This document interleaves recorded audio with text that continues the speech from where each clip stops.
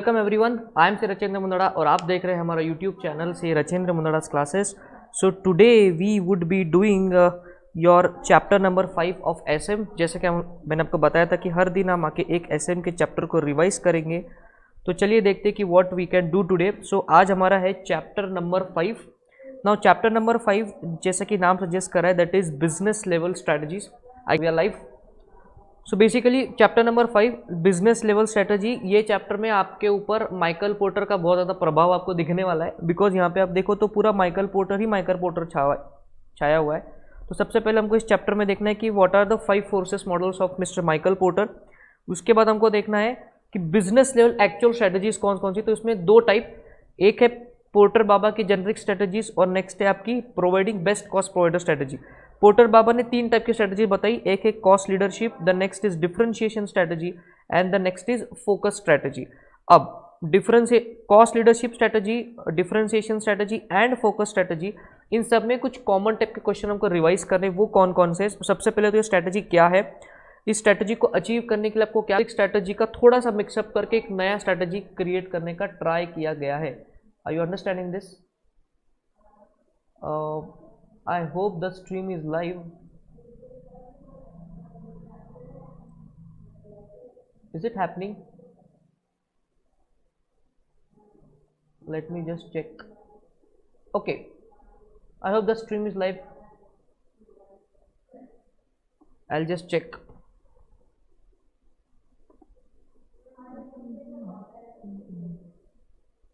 Okay. So we are on the software.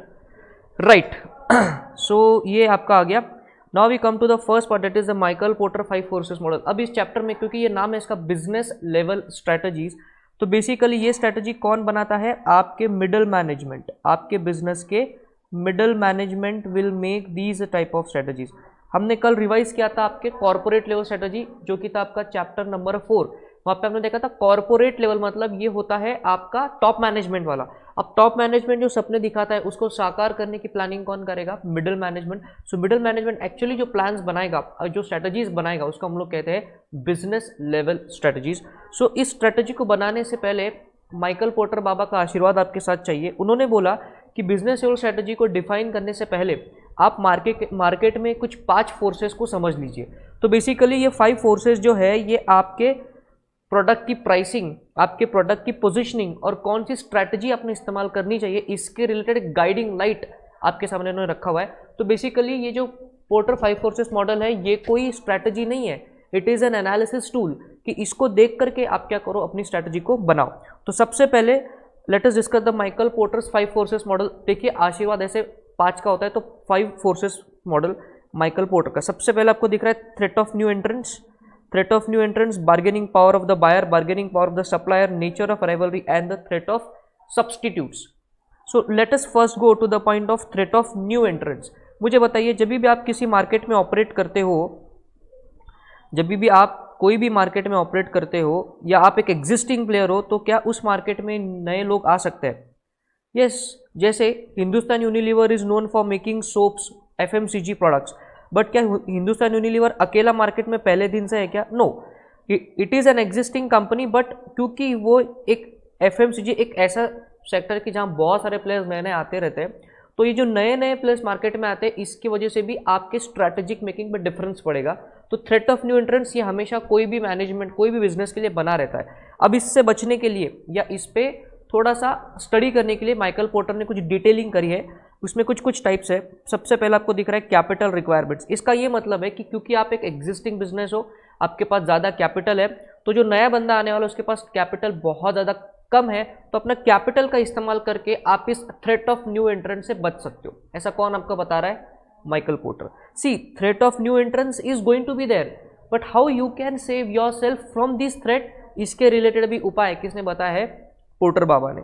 The next is called as the economies of scale. ये कल भी हमने इसको अच्छे से डिस्कस किया था। इकोनॉमीज ऑफ स्केल क्या होता है कि जब भी आपके बिजनेस का वॉल्यूम एक लिमिट से हद से ज़्यादा बढ़ जाता है, तो उस टाइम में आपकी ऑपरेशनल कॉस्ट जो है वो घट जाती है। तो अगर आप एक एग्जिस्टिंग बिजनेस हो तो आपकी इकोनॉमीज ऑफ स्केल का बेनिफिट जो है वो आपको 101% मिलता है। Are you understanding this? So ये आपको थ्रेट ऑफ न्यू एंट्रेंट से बचाएगा, बिकॉज उनकी इनिशियल कॉस्ट ज़्यादा होगी। वही इनिशियल कॉस्ट आपकी अगर लो होगी तो आपका प्रॉफिट मार्जिन बढ़ेगा और आप ज़्यादा इफेक्टिवली ऑपरेट कर पाओगे। तो इकोनॉमीज ऑफ स्केल एक पॉइंट है, उसमें मैंने वॉलमार्ट का यहाँ पे एग्जाम्पल लिया हुआ है, because Walmart is the world's biggest retail store, जो लाखों करोड़ों क्वांटिटी में जब ये लोग परचेस करते हैं तो इतना हैवी परचेसिंग कोई नहीं कर पाता, तो ये जितना हैवी परचेसिंग करते उतना ज़्यादा डिस्काउंट उनको मिलता है और उसी डिस्काउंट को वो एज अ बेनिफिट अपने कस्टमर को पास ऑन करते हैं। Are you understanding? So this is the concept of economies of scale. Product differentiation, product differentiation का मतलब है कि नए नए भले ही लोग मार्केट में आ जाए, बट अगर आपने अपने प्रोडक्ट की एक अलग दुनिया बना के रखी है, जैसे कि आपको एग्जांपल दिख रहा है एप्पल ने अपनी एक अलग दुनिया बना के रखी है, उनके आईफोन सिर्फ iOS का जो है प्लेटफॉर्म वो आईफोन पे ही चलेगा, उन्होंने अपने आई मैसेजेस की अलग दुनिया बनाई हुई है, उनके मैकबुक, उनके आईपैड्स, आईफोन्स, ये सारे ऑटोमेटिकली क्लाउड के थ्रू कनेक्टेड है, कोई और डिवाइस उनके क्लाउड से कनेक्ट हो ही नहीं सकता। तो अगर आपने प्रोडक्ट डिफरेंशिएशन बना के रखा हुआ है तो भी आप नए एंट्रेंस कितने भी मार्केट में आ जाए, इनके पोजीशन को जो है वो धक्का नहीं लगेगा। इसलिए आप देखो तो एप्पल की पोजीशन मार्केट में चेंज नहीं हो रही, बट रोज रोज नए फोन्स मार्केट में आ रहे हैं। नेक्स्ट होता है स्विचिंग कॉस्ट। स्विचिंग कॉस्ट का ये मतलब है कि क्योंकि आप एक एग्जिस्टिंग फर्म हो तो आपने अपने प्रोडक्ट की इतनी आदत कस्टमर को लगा दी है कि now he feels very difficult to change to the new product. So नए प्रोडक्ट से बचने का, नए प्रोडक्ट के खतरे से बचने का ये भी आपके पास एक तरीका है। Next is the brand identity. जैसे कि आपको एग्जांपल दिख रहा है टेस्ला, ब्रांड आइडेंटिटी का ये मतलब है कि आपने अपनी इतनी ब्रांड बना रखी है मार्केट में कि people tend to follow the brand loyalty. Brand loyalty जब भी कोई कस्टमर फॉलो करता है तो वो नॉर्मली आपके ऑर्गेनाइजेशन के प्रोडक्ट को ही बाय करेगा। जैसे अगर आप एप्पल यूजर्स को देखो तो वो हमेशा नए आईफोन को अपग्रेड करेंगे, कभी एंड्रॉइड पे शिफ्ट नहीं होंगे। इलेक्ट्रिक कार्स मार्केट में सबसे बेस्ट दुनिया में कोई बनाता है तो वो है टेस्ला। तो ऐसी ब्रांड आइडेंटिटी क्या आपने अपनी बनाई है क्या, ये आप देख लीजिए। अगर बनाई है तो कितने भी मार्केट में न्यू एंट्रेंस आ जाए आपका बिजनेस वैसा ही चलता रहेगा। Access to distribution channels. Distribution channel का ये मतलब है कि आपके डिस्ट्रीब्यूशन चैनल अगर सबसे ज़्यादा बड़ा है देन इन दैट केस आप न्यू एंट्रेंस से कई ज़्यादा मार्केट में आगे तेजी से बढ़ सकते हो। Let us take an example कि Hindustan Unilever is an FMCG product company, उसके प्रोडक्ट्स के जो डीलर्स है वो पूरे इंडिया भर में है, कश्मीर से लेके कन्याकुमारी तक, ईस्ट ऑफ इंडिया से लेके वेस्ट, मतलब वहाँ पे वेस्ट बंगाल, आसाम से लेकर यहाँ पे बॉम्बे के टिप तक पूरे के पूरे डीलर्स अवेलेबल है हिंदुस्तान यूनिलीवर के।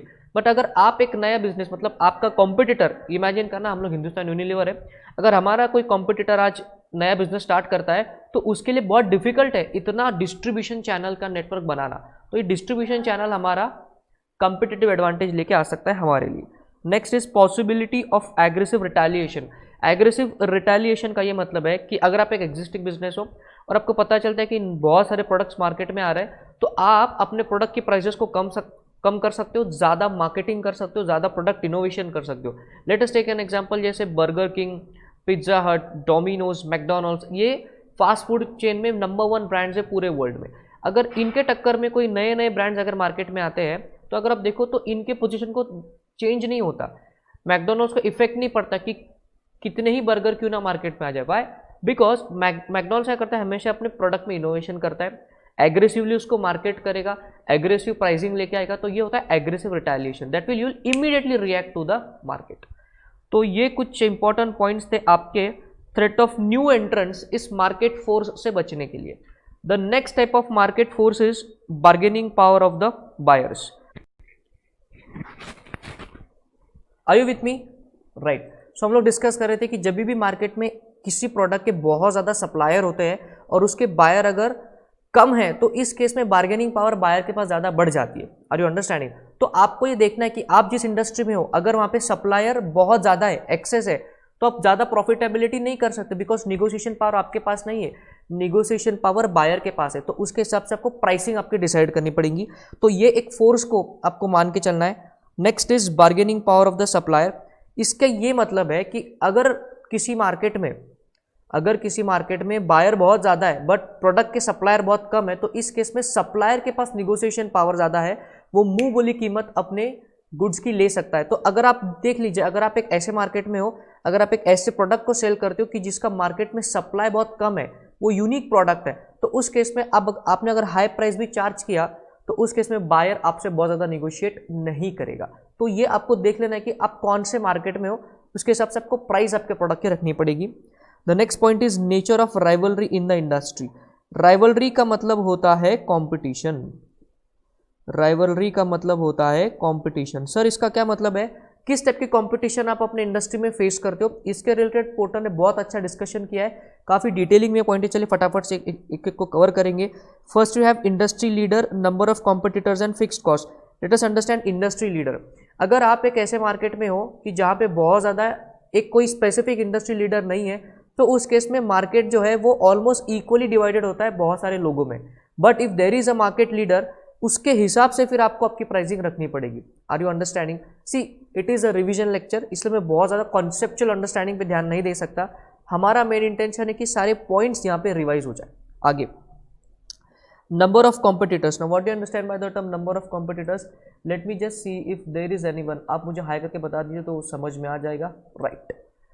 सो अब बात करेंगे नंबर ऑफ कॉम्पिटिटर्स। अगर आप एक ऐसी इंडस्ट्री में हो कि जहाँ पे बहुत ज़्यादा कॉम्पिटिशन है और लोग उसमें ऐड हो रहे हैं, तो हम बोलेंगे it is a situation of saturation. उस केस में कोई भी फर्म को बहुत ज़्यादा प्रॉफिट नहीं होने वाला, एबनॉर्मल प्रॉफिट नहीं होने वाला, तो आप ये चीज़ मान के चलो। आगे फिक्स्ड कॉस्ट। फिक्स्ड कॉस्ट का ये मतलब है कि अगर आप एक ऐसे इंडस्ट्री में हो जहाँ पे जो डिमांड करता है बहुत ज़्यादा investment, then in that case आपको बहुत ज़्यादा फिक्स्ड कॉस्ट इन्वेस्ट करनी पड़ेगी। Let us take example of telecom industry. जैसे टेलीकॉम इंडस्ट्री में आपको स्पेक्ट्रम का लाइसेंस लेना होता है, आपको टेक्नोलॉजी में इन्वेस्टमेंट करनी होती है। रिलायंस जियो ने 2.5 लाख करोड़ रुपए का इन्वेस्टमेंट कर रखा है in that all the 4G technology and all. तो इस केस में अगर आप एक ऐसी इंडस्ट्री में हो कि जो बहुत ज़्यादा इन्वेस्टमेंट डिमांड करता है, तो फिर आप देख लो, अगर आपके पास कैपिटल बहुत अच्छा है तभी आपको उस बिजनेस में जाना चाहिए, और उसके हिसाब से आपको बिजनेस की स्ट्रैटेजीज और प्रोडक्ट की प्राइसिंग को जो है वो फेस करना चाहिए। आगे देखिए एग्जिट बैरियर्स। एग्जिट बैरियर्स का ये मतलब है कि अगर आप एक ऐसी इंडस्ट्री में हो जहाँ पे एग्जिट बैरियर बहुत कम है, मतलब लोग इजीली अंदर भी आ सकते हैं और इजीली बाहर भी जा सकते हैं, then in that case firms in that industry can make good profit. But अगर आप एक ऐसे इंडस्ट्री में हो जहाँ पे एग्जिट बैरियर बहुत ज़्यादा है, मतलब अगर आप एक बार बिजनेस में आ गए तो इजीली उसको छोड़ के जाना डिफिकल्ट है, then in that case competition आप फेस करोगे। Let us take an example. अगर आप ऑयल एक्सट्रैक्शन एक कंपनी हो जो कि ये ग्राउंडनट ऑयल, सोयाबीन ऑयल अगर बनाते हो, तो आपको लाखों करोड़ों की इन्वेस्टमेंट करके फैक्ट्री को सेटअप करना पड़ेगा। अब एक बार आपने इतनी इन्वेस्टमेंट कर दी तो मुझे बताइए कि आप आसानी से अपने बिजनेस को बंद कर दोगे क्या? अगर बिजनेस नहीं चला तो आप नहीं जा सकते, बिकॉज आपने उतनी इन्वेस्टमेंट करी है। तो हम बोलेंगे कि ऑयल एक्सट्रैक्शन के फील्ड में एग्जिट बैरियर्स बहुत ज़्यादा है। Are you understanding?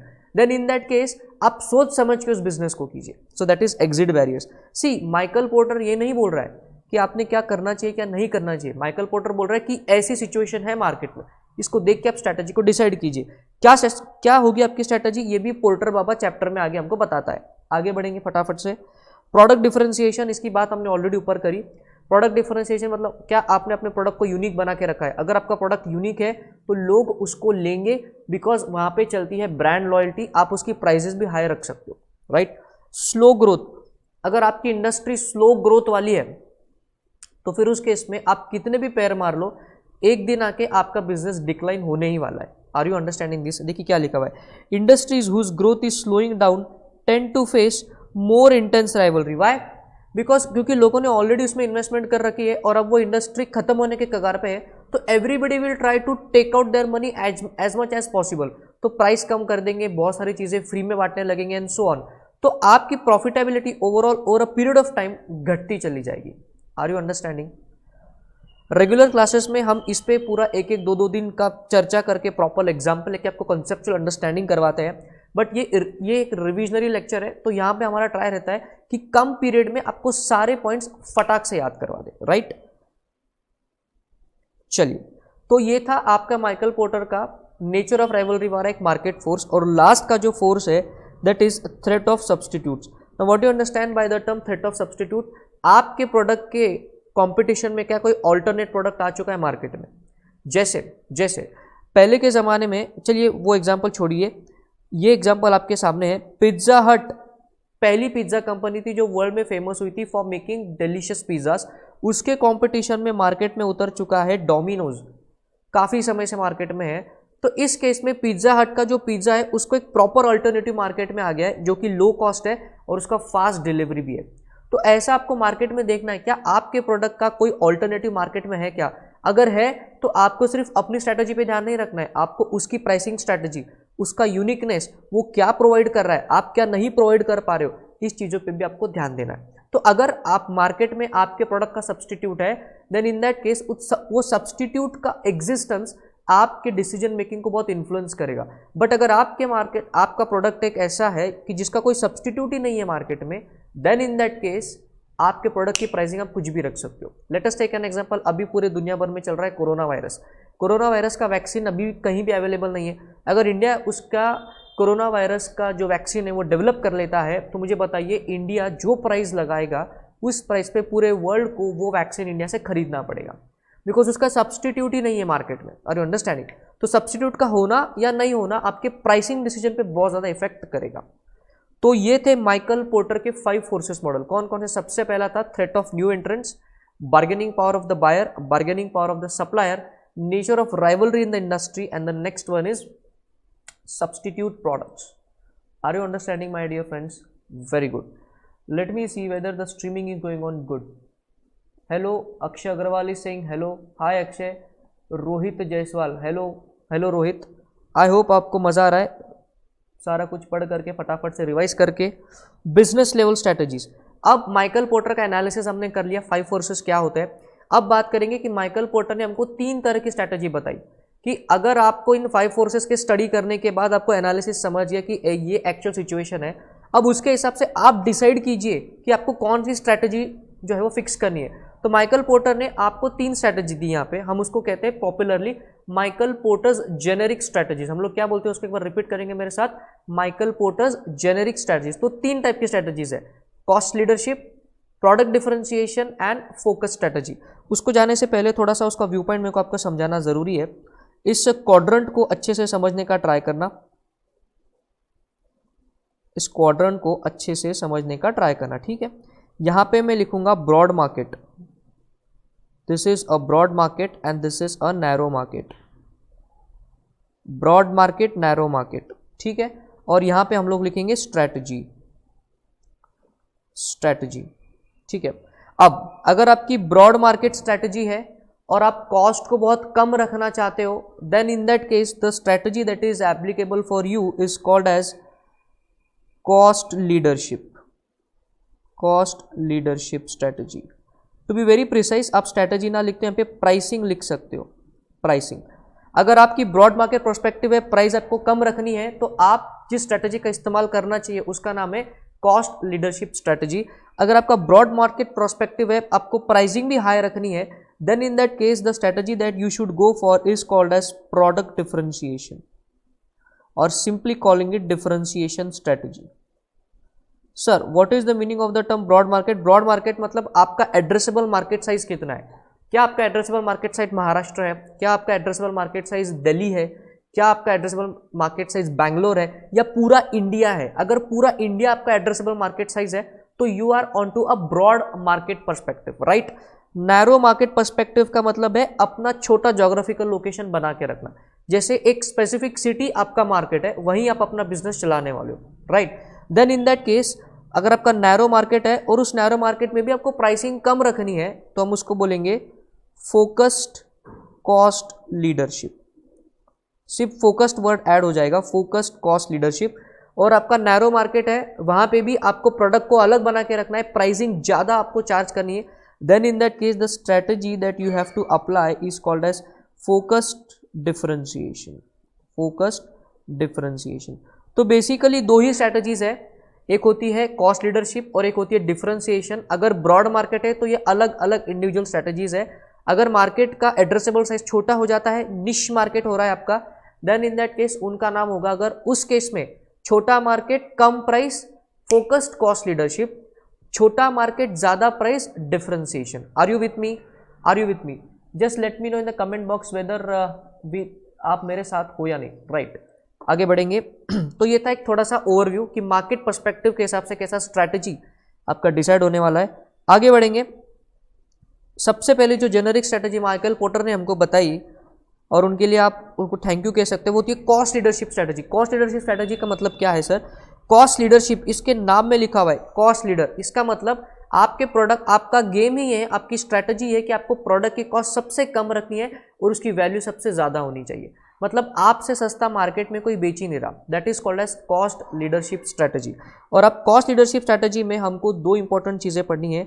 इस स्ट्रैटेजी को अचीव करने के लिए आपको क्या करना पड़ता है and what are the advantages and the disadvantages of cost leadership strategy, right. तो कॉस्ट लीडरशिप स्ट्रैटेजी का मैंने सिंपल एग्जांपल क्या बोला कि आप सबसे सस्ता बेचने वाले हो और सबसे अच्छी क्वालिटी बेचने वाले हो, यही आपकी स्ट्रैटेजी है। एग्जांपल है रिलायंस जियो, सबसे चीप इंटरनेट और सबसे अच्छा इंटरनेट आपको जो है वो जियो दे रहा है। तो जियो 4G मार्केट में कॉस्ट लीडरशिप स्ट्रैटेजी को अप्लाई कर रहा है और उसका एड्रेसेबल मार्केट साइज सिर्फ महाराष्ट्र नहीं है, पूरा पूरा इंडिया उनका एड्रेसेबल मार्केट साइज है। Are you understanding? जैसे आप जानते हो ना, मुकेश अंबानी कहाँ रहते हैं? एंटीलिया में रहते हैं, बॉम्बे में। तो क्या सिर्फ बॉम्बे या महाराष्ट्र उनका एड्रेसेबल मार्केट साइज है? पूरा इंडिया मार्केट साइज है, पूरा इंडिया उनका मार्केट साइज है। बट कम कॉस्ट, अच्छा प्रोडक्ट, कॉस्ट लीडरशिप स्ट्रैटेजी। तो Jio is working on the cost leadership strategy. अब इस स्ट्रैटेजी को अचीव करने के लिए आपको क्या क्या करना पड़ता है, या फिर अगर आपको इस स्ट्रैटेजी को अप्लाई करना है तो आपको क्या करना पड़ेगा, इसका नॉलेज यहाँ पे दिया हुआ है। सबसे पहला पॉइंट, डिमांड को आपको फोरकास्ट करना पड़ेगा। बिकॉज अगर आप जब डिमांड को फोरकास्ट करोगे उसके हिसाब से प्रोडक्शन करोगे। अगर आपको कॉस्ट कम रखनी है तो खुद की भी तो कॉस्ट कंट्रोल करना पड़ेगा। So forecasting the demand is the first point. Optimum utilisation of resources, ये तो जानते हो आप, वसूल करना, जो भी आपने इन्वेस्टमेंट की उसका पूरा पूरा उपयोग करना। That is called as optimum utilisation of resources. Resources का वेस्टेज कम करोगे तभी तो कॉस्ट कंट्रोल होगी, और जब कॉस्ट कंट्रोल होगी यही आपका प्रॉफिट है।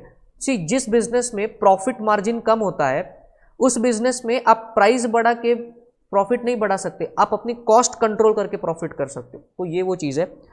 अचीविंग इकोनॉमीज ऑफ स्केल, इसका मतलब बिजनेस को एक हद से ज़्यादा आप एक्सपांड कर दो ताकि ऑपरेशनल कॉस्ट घटेगी, वही आपका प्रॉफिट बढ़ेगा। Are you understanding? तो पहले 3 पॉइंट कौन से? Forecasting the demand, optimum utilisation of resources and achieving economies of scale.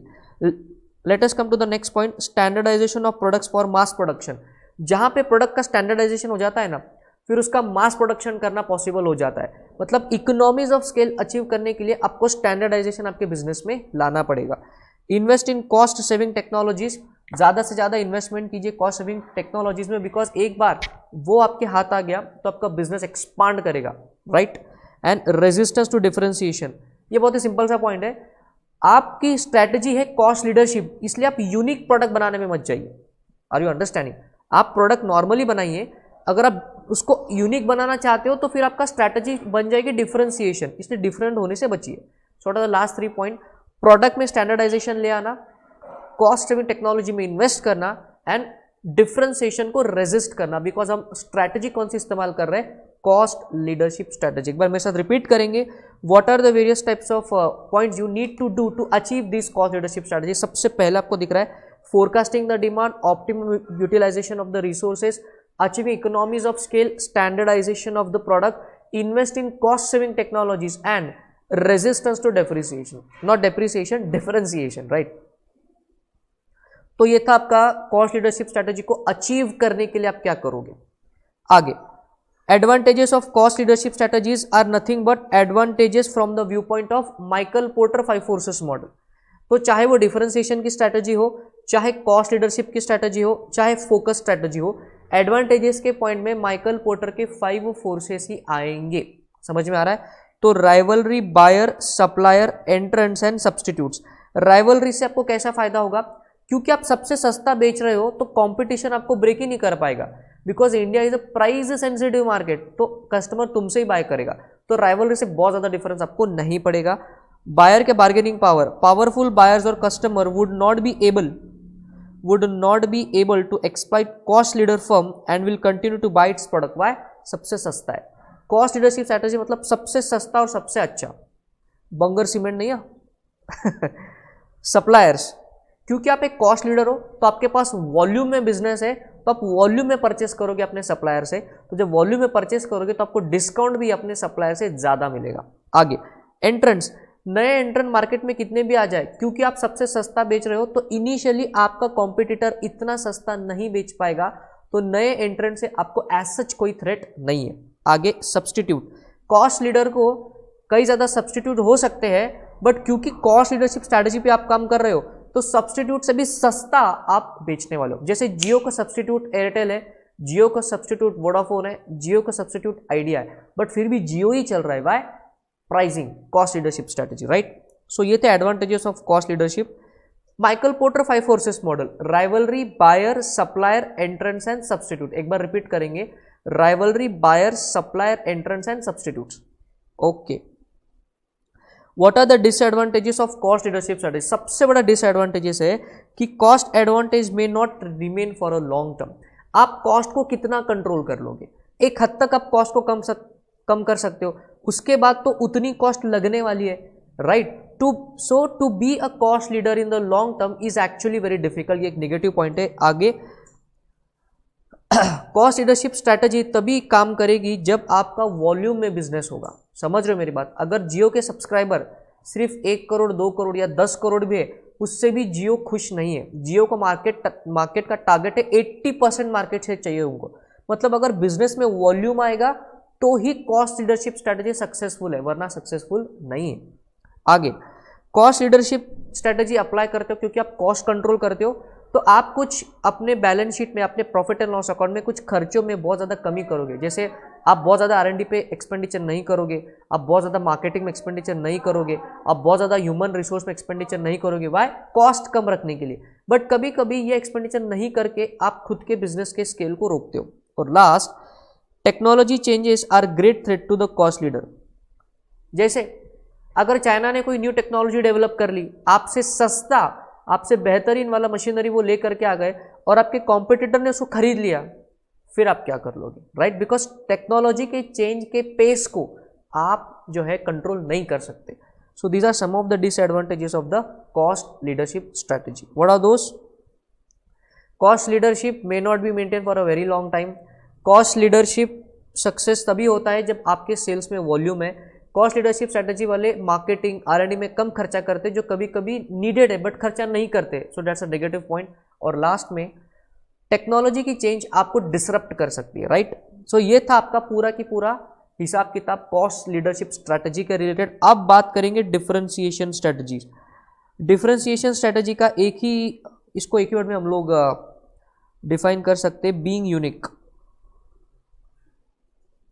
Being unique नाम में लिखा हुआ है इसके डिफरेंशिएशन, मतलब आपकी स्ट्रैटेजी ये है कि आपको सबसे अलग हटके बेचना है। एप्पल की स्ट्रैटेजी ये है कि सबसे महंगा फोन वो रखेंगे, उसकी डिजाइन अलग होगी, उसके फीचर सबसे हटके होंगे।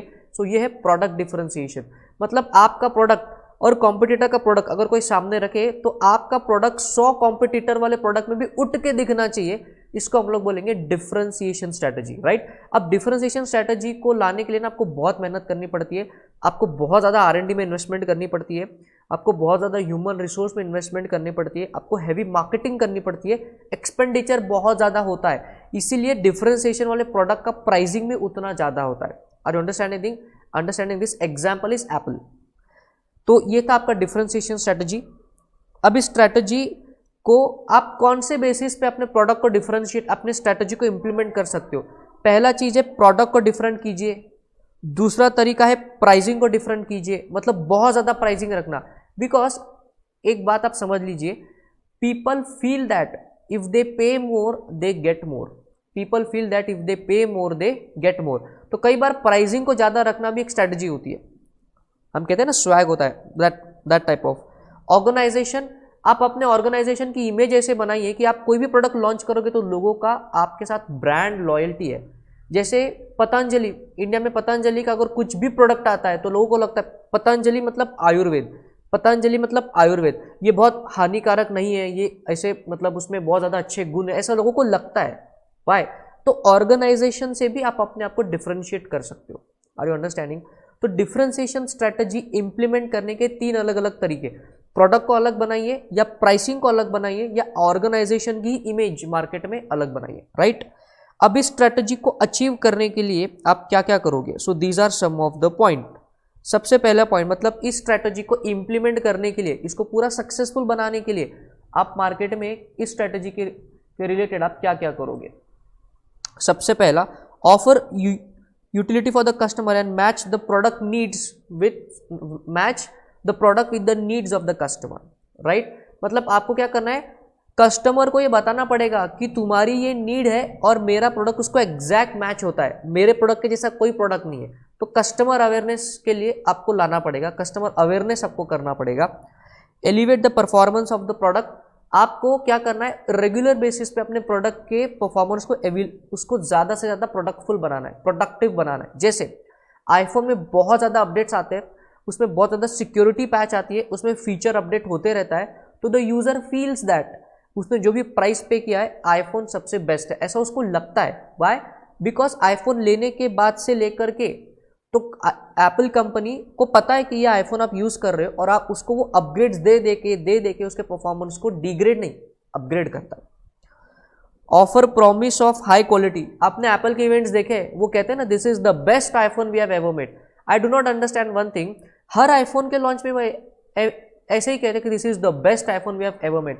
तो वो क्या करेंगे, आपको दिखाएंगे कि उसकी मैन्युफैक्चरिंग क्वालिटी कैसी है, उसमें कौन सा टाइप का ग्लास इस्तेमाल हुआ है, उसमें स्पीकर कौन सी क्वालिटी के लगा हुआ है, उसमें कैमरा कितना मेगापिक्सल का है, रैम कितना है, ऑप्टिमाइजेशन कैसा हो रखा है। तो ये आपको प्रॉमिस करना पड़ेगा आपके कस्टमर को कि अगर आप हमसे प्रोडक्ट लोगे तो सबसे बेस्ट क्वालिटी का आपको मिलेगा।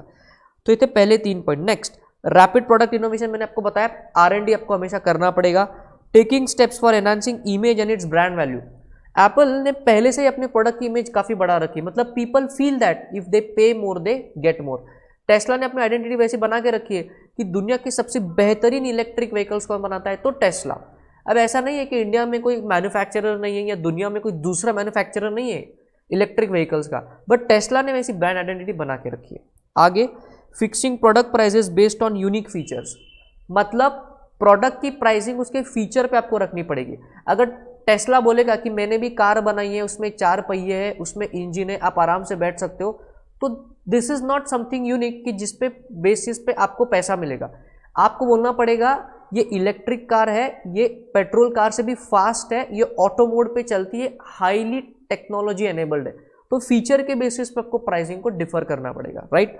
सो these are the points based on which a product differentiation strategy can be achieve. तो सबसे पहला पॉइंट क्या है, कस्टमर को यूटिलिटी प्रोवाइड करो, अपने प्रोडक्ट की परफॉर्मेंस को कंटिन्यूस बेसिस पे एनहांस करो, बाद में मार्केट में जाके अपनी ब्रांड इमेज को बढ़ाइए, उसके बाद प्रोडक्ट को कंटिन्यूसली इनोवेट कीजिए, स्टेप्स उठाइए ब्रांड वैल्यू बढ़ाने के, प्रोडक्ट के हाई क्वालिटी का कस्टमर से प्रॉमिस कीजिए, और लास्ट प्राइसिंग फिक्स कीजिए फीचर्स के बेसिस पे। समझ में आ रहा है? Very good. Now what are the advantages of differentiation? Again देखिए माइकल पोर्टर के 5 फोर्सेस, तो एक बार फटाक से इसको रिपीट कर लेंगे। Rivalry, buyer, supplier, entrance and substitute. Rivalry, buyer, supplier, entrance and substitutes. तो ये थे आपके advantages of differentiation strategies. Rivalry का मीनिंग ये है क्योंकि आप एक अलग प्रोडक्ट हो, यूनिक प्रोडक्ट हो, तो कंपटीशन बहुत ज्यादा नहीं है आपको मार्केट में। बायर तुम्हारा ही प्रोडक्ट खरीदने वाला है बिकॉज ब्रांड लॉयल्टी आपने बिल्ड कर रखी है। सप्लायर, आपने अपने एक अलग दुनिया बना रखी है, तो सप्लायर भी आपको सस्ते दामों पे रॉ मटेरियल देगा। जैसे एप्पल को लगने वाले हेडफोन्स, एप्पल के आईफोन को लगने वाले चार्जर, वो सिर्फ एप्पल डिवाइस में ही चलते हैं। अरे अंदर सॉरी, एप्पल के जो एयरपॉड्स है वो सिर्फ आईफोन में ही चलेंगे, तो उन्होंने अपनी अलग दुनिया बना रखी है, तो एक पूरा नेचुरली डिमांड बेस अलग है, तो सप्लायर आपको सस्ते दामों में दे देगा। सब्सटीट्यूट, भले ही मार्केट में आपके प्रोडक्ट को सब्सटीट्यूट है, बट क्योंकि आप एक यूनिक प्रोडक्ट हो तो आप हमेशा प्राइसिंग ज़्यादा रख के प्रॉफिट मार्जिन निकाल सकते हो। एंड एंट्रेंस, चाहे जितने मार्केट में एंट्रेंस आ जाए, आप यूनिकनेस ही आपकी स्ट्रेटजी है। अब आपको क्या लगता है, आईफोन पहला फ़ोन है दुनिया का जो टच स्क्रीन है, जो मतलब उसमें बहुत सारे एप्लीकेशन है, अच्छा चलता है? नहीं, सैमसंग के भी फोन है, शाओमी के भी फोन है, ओप्पो भी बहुत अच्छे हैं, but Apple is Apple. Why? Differentiation strategy, right. Disadvantages of differentiation strategy, every coin has 2 sides, कुछ एडवांटेजेस और कुछ डिसएडवांटेजेस। तो क्या होंगे उसके disadvantage? Okay, Rohit Kumar, repeat again sir. बेटा क्या रिपीट करूं, मैंने देखा नहीं अभी तक, मैथ्स मंत्रा सर नहीं समझा, लाइक व्हाट नहीं समझा आपको? क्या एक बार मुझे कमेंट करके बता सकते हो कि आपको नहीं समझा? Can you please comment again, नहीं समझा आपको? Okay, I will just keep up this window. Last topic, are you talk? अच्छा, रोहित कुमार ने लिखा है सर लास्ट टॉपिक, मतलब क्या आप डिफरेंशिएशन की बात कर रहे हो रोहित? आपको नहीं समझा? Last topic in the sense chapter number 4 की आप बात कर रहे हो? बिल्कुल नहीं। अच्छा, are you talking about the advantages of differentiation? Please comment करके बताना रोहित एग्जैक्टली किस बात के आप बात कर रहे हो। रोहित कुमार, क्या आप कमेंट करोगे अच्छे से, मुझे समझ में आएगा। Current topic, okay. चलिए, एडवांटेजेस ऑफ डिफरेंशिएशन स्ट्रेटजी में वापस आपको बताता हूं। क्योंकि आपका प्रोडक्ट यूनिक है इसलिए राइवलरी से आपको प्रॉब्लम नहीं है, बिकॉज आपके प्रोडक्ट लोग बाय करने वाले, तो कितना कंपटीशन आ जाए आपके लिए हमेशा मार्केट में आपके प्रोडक्ट के रिलेटेड डिमांड बाकी रहेगी। आपने बायर के मन में क्या कर रखा है, प्रोडक्ट का ब्रांड लॉयल्टी बना रखा है, तो तुमसे ही लेगा। सप्लायर से एडवांटेज कैसा है, क्योंकि आपने एक अलग दुनिया बनाई है, तो कंटिन्यूस डिमांड में आपका प्रोडक्ट है, तो सप्लाई भी आपको कंटिन्यूस लगेगा। Are you understanding this? तो सप्लायर आपको सस्ते दामों में जो है वो चीजें बेचेगा। एंट्रेंस, कितने भी नए प्रोडक्ट मार्केट में आ जाए, आपका R&D डिपार्टमेंट हमेशा काम कर रहा है उन चीजों को डेवलप करने का। Are you understanding this? तो R&D डिपार्टमेंट स्ट्रांग है, इसलिए नए एंट्रेंस आपको फर्क नहीं पड़ता। और लास्ट में सब्सटीट्यूट, चाहे मार्केट में जितने सब्सटीट्यूट आ जाए, डिफरेंशिएशन स्ट्रेटजी की वजह से आप ज्यादा प्राइस चार्ज करके अपने प्रोडक्ट से प्राइसिंग जो है वो निकाल सकते हो। देखिए, substitute product can't replace differentiated products which have high brand value and enjoy customer loyalty. Are you understanding? जैसे जब भी लोग सीए बन जाते हैं, जैसे आप जब भी बन जाओगे सीए, आपको पहले इच्छा होगी कि चलो आईफोन लेते, वाई? भले उसकी यूजिबिलिटी कम है बट उसकी ब्रांड लॉयल्टी वैसी है, राइट? चलिए बात करेंगे प्रोडक्ट डिफरेंशिएशन की। Now, disadvantages of differentiation strategy. सबसे पहला, in the long term uniqueness is difficult to sustain. आप कितना खुद को अलग कर लोगे? चलिए वापस एप्पल का एग्जांपल लेते हैं। जब आईफोन 2007 में सबसे पहला लॉन्च हुआ था, स्टीव जॉब्स ने उसको लॉन्च किया था, उसका बहुत ही बेहतरीन वीडियो जाके उसको यूट्यूब पे आप देख लेना। उस टाइम पे वैसा फोन दुनिया में नहीं था, बट आज अगर आप देखो तो एप्पल का sales year on year decrease हो रहा है। वाई? यूनिकनेस नहीं आ रहा है, because now people are use to it.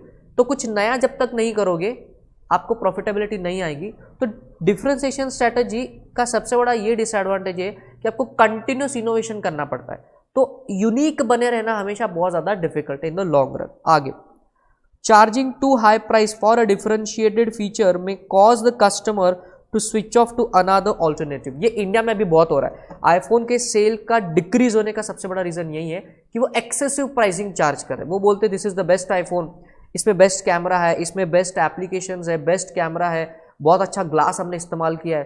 तो हमको लगता है कि इसमें नया क्या है, वो सारी चीज़ें तो Xiaomi 15,000 20,000 में आपको दे रहा है। तो charging too high price sometimes can be very dangerous for all of you. Differentiation fails to work if its basis is something that is not valued by the customer. आपने बहुत अच्छा प्रोडक्ट बनाया, बहुत यूनिक प्रोडक्ट बनाया, but customer अगर उसकी value नहीं करता तो आपके प्रोडक्ट का प्राइसिंग चलेगा ही नहीं। समझ में आ रहा है? बिकॉज अचीविंग डिफरेंशिएशन स्ट्रेटजी में हमने देखा था कि आपका ये स्ट्रेटजी तभी काम करेगा जब उसकी यूटिलिटी कस्टमर को होगी। अगर उसकी यूटिलिटी कस्टमर को नहीं है तो स्ट्रेटजी काम नहीं करेगा। सो ये कुछ डिसएडवांटेजेस है आपके। मैं आपके कमेंट्स को बीच बीच में देख रहा हूँ और उससे कि मैं ये बात समझ रहा हूँ कि कई बार आपको ऐसा हो सकता है कि कॉन्सेप्ट थोड़ा सा फास्ट आपको लगे। आप बाद में क्या करना, ये वीडियो यूट्यूब पे अपलोड होने वाला है, इसको वापस से स्लो स्पीड में आप देख सकते हो। सी बिकॉज क्या है कि we are on to the verge of revision. तो रिवीजन के टाइम पे आई एम अज्यूमिंग आपको चीज़ें समझी हुई है, तो मैं आपके यहाँ पे रिपीटिशन करने के लिए हूँ ताकि आपका सही टाइम में उसका कवर हो जाए, because we have time limitation as well. Focus strategy. Focus strategy जैसा कि मैंने बताया, इसका सबसे बड़ा ये है narrow market. Narrow market, narrow market perspective, उसको हम सादी भाषा में कहते हैं, नॉर्मल लेमैन लैंग्वेज में कहते हैं निश। इसका ये मतलब है कि आपने अपना एक छोटा ज्योग्राफिकल एरिया बना के रखा हुआ है। जैसे लेट अस से फॉर एग्जांपल दिल्ली ही आपका मार्केट है, लेट अस से फॉर एग्जांपल बॉम्बे ही आपका मार्केट है, वहीं आपको बिजनेस करना है। तो इस केस में आपका फोकस एक ज्योग्राफी पे फिक्स है, तो that is called as focus strategy. अब फोकस स्ट्रैटेजी में भी वही दो चीजें, focused cost leadership and focused differentiation. Now what is cost leadership, ये हम जानते हैं, सबसे सस्ता और सबसे अच्छा। तो फोकस्ड कॉस्ट लीडरशिप क्या होगा, आपके एरिया में आप सबसे सस्ता बेचते हो और सबसे अच्छा बेचते हो, that is called as focused leadership. तो एग्जांपल ले सकते हैं कि आप जिस भी सिटी में आप रह रहे हो, जो भी इस वीडियो को देख रहा है, जिस भी सिटी में आप रह रहे हो, आपके सिटी में कोई तो एक मिठाई वाला, कोई तो एक दूध वाला बहुत फेमस होगा, बट उसका मार्केट आपकी सिटी है, बट आपके मार्केट में वो बहुत ज़्यादा फेमस है लो कॉस्ट अच्छे प्रोडक्ट को लेकर के, तो वो मिठाई वाला, वो दूध वाला जो स्ट्रैटेजी इस्तेमाल कर रहा है वो क्या है, focused cost leadership. Focus differentiation का मतलब है कि आप ही के सिटी में कोई एक ऐसा रेस्टोरेंट होगा, कोई एक ऐसा शॉप होगा जिसकी प्राइजेस बहुत हाई है, बहुत ज़्यादा इलीट कस्टमर बेस है उसका, बट लोग वहाँ जाना पसंद करते हैं बिकॉज वो सबसे हटके, बट उसका मार्केट साइज आपकी सिटी है सिर्फ। तो इस केस में वो जो स्ट्रैटेजी का इस्तेमाल कर रहा है उसको हम लोग बोलेंगे फोकस्ड डिफरेंशिएशन। तो एज सच इस स्ट्रैटेजी में नया कुछ नहीं है। फोकस्ड जहां मीनिंग आ गया मतलब एक स्पेसिफिक ज्योग्राफिकल एरिया, एक स्पेसिफिक निश आपने अपना क्रिएट किया हुआ है। बाकी the principles of cost leadership apply here as well and the principle of differentiation strategy apply here as well. Are you with me dear guys? Right. तो इसके जो इस स्ट्रैटेजी को अचीव करने के लिए सबसे जो इंपॉर्टेंट पॉइंट है वो हम लोग करेंगे, selecting specific niche which are not covered by cost leader and differentiator. सबसे पहला इस स्ट्रैटेजी को अचीव करने के लिए we are on the answer of achieving focus strategy. इसको अचीव करने के लिए सबसे पहला पॉइंट आपको दिख रहा है कि आपको अपना पहले ज्योग्राफिकल लोकेशन फिक्स करना पड़ेगा, एक निश मार्केट पे आपको फोकस करना पड़ेगा, तभी तो आएगी आपकी फोकस स्ट्रैटेजी, राइट। आगे, creating superior skills for catering to such niche markets. निश मार्केट में आपका नाम कब होगा, जब उस मार्केट में आप ऐसी सर्विसेज दोगे जो बाकी कोई दूसरा नहीं दे पा रहा है, तभी उस स्पेसिफिक मार्केट में आप फेमस हो जाओगे। जैसे कोई मिठाई वाला आपके सिटी में बहुत ज़्यादा फेमस है, तो उसकी मिठाई फेमस क्यों है, बिकॉज उस सिटी के लोगों का टेस्ट प्रेफरेंस वैसा है। Are you understanding? तो उस मिठाई वाले को सुपीरियर क्वालिटी मेंटेन करनी पड़ेगी, अपनी कैपेबिलिटीज को बढ़ाना पड़ेगा। Generating high efficiency for serving such niche markets. अगर उसने फोकस्ड कॉस्ट लीडरशिप स्ट्रैटेजी लगाई है तो मिठाई वाले को अपनी कॉस्ट कंट्रोल करके लोअर ऑपरेटिंग कॉस्ट पे काम करना पड़ेगा, तो हाई एफिशिएंसी पे काम करना पड़ेगा। और last, developing innovative ways in managing the value chain. Value chain का मतलब ये है कि उस मिठाई वाले को, let us take on example कि जो दिल्ली में जो मिठाई वाले बहुत फेमस है, जैसे बात कर लो कि बीकानेर मिठाई वाला and so on, in that case उनका मार्केट फोकस अगर इन केस सिर्फ दिल्ली ही है, तो उस केस में दिल्ली के लोगों का उनके रिलेटेड क्या बोलना है, उनके मन में उनका क्या रेपुटेशन है, यही उनके लिए मायने करता है। सो that is the value chain. जिस मार्केट को आप एड्रेस कर रहे हो वो मार्केट का फीडबैक ही आपका वैल्यू चेन है। बाकी दुनिया में क्या हो रहा है, दूसरे सिटीज में क्या हो रहा है, उससे आपको लेना देना नहीं है। Are you understanding this? So that is developing innovative waves in managing the value chain. So these are the first 4 points that you need to do if you want to achieve focused strategy. सबसे पहला, निश को select कीजिए। उस निश को cater करने के लिए कैपेबिलिटीज आपके पास होनी चाहिए, आपको हाई एफिशिएंसी पे काम करना पड़ेगा और आपको आपके वैल्यू चेन को मैनेज भी करना पड़ेगा। अब देखिए एडवांटेजेस एंड द डिसएडवांटेजेस, इसको मैं अलग से कवर नहीं करूंगा बिकॉज जो advantages and disadvantages focused cost leader के डिफरेंशिएशन स्ट्रैटेजी के है, the same apply to focus as well. सिर्फ फोकस स्ट्रैटेजी में क्या होगा कि आपका मार्केट एड्रेसेबल साइज कम होता है, बाकी स्ट्रैटेजी तो वही है, कॉस्ट लीडरशिप कह लो या डिफरेंशिएशन कह लो, तो जो उनके एडवांटेजेस और डिसएडवांटेजेस है वो यहां भी अप्लाई हो जाते हैं, राइट। तो एक बार आपके मैप पे आएंगे, आपके चार्ट्स पे आएंगे।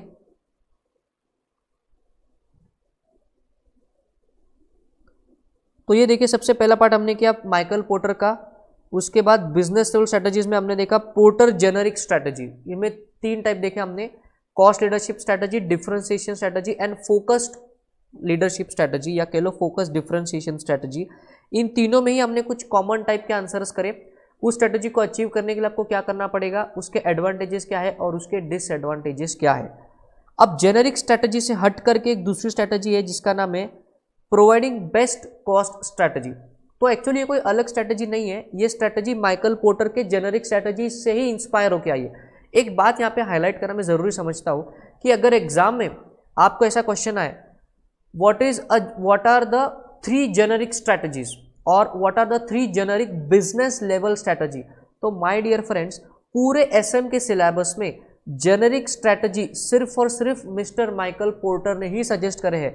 तो बिजनेस लेवल स्ट्रैटेजी और जेनरिक स्ट्रैटेजी मतलब ही वो बात कर रहे हैं पोर्टर्स जेनरिक स्ट्रैटेजी में। ये आपको मैं क्यों बता रहा हूँ, बिकॉज एसएम के पेपर में इंटरप्रिटेशन बड़ा मैटर करता है। आप कितनी अच्छे तरीके से क्वेश्चन को इंटरप्रीट करते हो उसके हिसाब से आंसरिंग आपको आएगा। कॉन्सेप्चुअल अंडरस्टैंडिंग तो आ ही जाती है, बट आंसरिंग के लिए क्वेश्चन को पहचानते आना चाहिए। Are you understanding? तो आपका अगर एग्जाम में ऐसा लिख के आता है right a short note on business level generic strategy, इसका आंसर है आपका माइकल पोर्टर जेनेरिक स्ट्रेटजी। इसलिए वर्डिंग पे बहुत ज्यादा आपको ध्यान देना है। आगे आपको दिख रहा है providing best cost strategy. What do you understand by this providing best cost strategy? चलिए इसको रीड करेंगे वहां से। ये माइकल पोर्टर के जो जेनेरिक स्ट्रेटजी है उसका मिक्सचर करके आपको बताया हुआ है। ये क्या कहता है कि अगर आप ये दो चीजें आपके प्रोडक्ट के साथ करते हो या आप दो चीजें मार्केट में ऑफर करते हो तो हम बोलेंगे कि आप जिस स्ट्रैटेजी का इस्तेमाल कर रहे हो that is the best cost provider strategy. Best cost का मतलब क्या है? Value for money. जितना कस्टमर आपको पेमेंट कर रहा है आप उसको उतनी वैल्यू प्रोवाइड कर रहे हो। Best cost. आप कभी कभी कहते हो ना कि यार ये मूवी देख के मजा आ गया, पैसा वसूल मूवी थी, मतलब जितना पैसा खर्च किया उतनी वैल्यू या उससे ज्यादा वैल्यू प्रोवाइड करना। तो बेसिकली स्ट्रेटजी को अचीव करने के लिए आपको इन दो पॉइंट्स को ध्यान रखना है। वो दो पॉइंट कौन से? सबसे पहला, through offering products at lower price than what is being offered by rivals for products which comparable quality and features. आपको एक ऐसा प्रोडक्ट मार्केट में ऑफर करना है जिसकी प्राइस उसके कॉम्पिटिटर प्रोडक्ट से कम हो बट उसकी क्वालिटी कॉम्पिटिशन से कहीं ज्यादा हो। सर एग्जाम्पल है क्या आपके पास? I take an example, let us read further. Charging similar price as by the rivals for the product with much higher quality and better features. पहली कैटेगरी का आप एग्जाम्पल ले सकते हो वन प्लस का। वन प्लस का tagline है OnePlus smartphone, उसका टैगलाइन है फ्लैगशिप किलर। इसका मतलब जो फोन्स 70,000, 80,000, 50, 60,000 के रेंज में है वो जो क्वालिटी प्रोवाइड करते हैं वही क्वालिटी आपको वन प्लस के फोन्स में मिलेंगी। बट वन प्लस फोन्स की जो प्राइसिंग है वो उन बड़े कंपटीशन से कहीं ज़्यादा कम है। तो वन प्लस जिस स्ट्रैटेजी पे काम कर रहा है that is nothing but the best cost provider strategy. दूसरा example, charging similar price as by the rivals for products with much higher and better features. इसका मतलब आपकी प्राइसिंग आपकी कॉम्पिटिशन से सेम है बट क्वालिटी वाइज आप उनसे कहीं ज़्यादा हो, राइट? क्वालिटी वाइज आप उनसे कहीं ज़्यादा हो। ऐसा भी होता है जैसे सैमसंग के कुछ फ़ोन हैं जो वन प्लस के टक्कर के ही है। जैसे बहुत सारे सैमसंग के फ़ोन 35 से लेकर 40,000 में भी है और वन प्लस के फ़ोन 35 से लेकर 40,000 में भी है। बट अगर आप सैमसंग और वन प्लस को कंपेयर करो तो मुझे पर्सनली ऐसा लगता है कि वन प्लस की quality is much better. Are you understanding? So अगर आप इन दोनों में से कोई भी एक या दोनों एक साथ अप्लाई करते हो अपने मार्केट पे तो हम बोलेंगे आप जिस स्ट्रेटजी का इस्तेमाल कर रहे हो उसका नाम है best cost provider strategy. Are you understanding this? Yes sir, current topic, yes sir, okay. तो रोहित कुमार जी हमारे पास जो है वो कई टाइम से जुड़े हुए हैं। तो मैंने आपको बता दूं बच्चों कि ये रिवीजन वाले वीडियोस है। यहाँ पे कई बार क्या हो सकता है कि मैं किसी कॉन्सेप्ट के रिलेटेड काफ़ी लिमिटेड आपको एग्जांपल दूंगा बिकॉज हमारे पास एक टाइम कंस्ट्रेंट है। उसी टाइम कंस्ट्रेंट में हमको रिवीजन को ख़त्म करना है। हमारा मेन इंटेंशन यहाँ पे ये है, मैं ये अज्यूम करता हूँ कि आपको कॉन्सेप्चुअल अंडरस्टैंडिंग हो चुकी है। आपको कॉन्सेप्ट को रिवाइज करवाना, उसके आंसर्स को रिवाइज करवाना, उसको लिखना कैसे, उसको प्रेजेंट कैसे करना एग्जाम में, ये हमारे इन लेक्चर्स का जो है वो मेन इंटेंशन है। Are you understanding this? अगर आपको किसी कॉन्सेप्ट के रिलेटेड ज़रा सा भी डाउट होता है तो चलिए ये नंबर मैं आपको देता हूँ। इस नंबर पे आप फ़ोन करके डाउट सॉल्विंग कर सकते हो। The number is 7020400972। This is one of my numbers. आप इस पे कॉल करके अपने डाउट सॉल्विंग कर सकते हो बिकॉज जब मैं रिवीजन वीडियोस लेता हूँ तो मेरी स्पीड कॉन्सेप्चुअल अंडरस्टैंडिंग के रिलेटेड सिर्फ मैं 1 से 2 एग्जाम्पल रखूँगा ताकि सिर्फ कॉन्सेप्ट क्लिक हो जाए। उसके बाद मेन इंटेंशन इज रिवीजन। अगर आपको कॉन्सेप्ट में कोई दिक्कत आती है तो आप इस नंबर पे कॉल करके मुझे पर्सनली पूछ सकते हो and I will definitely love to help you out, right?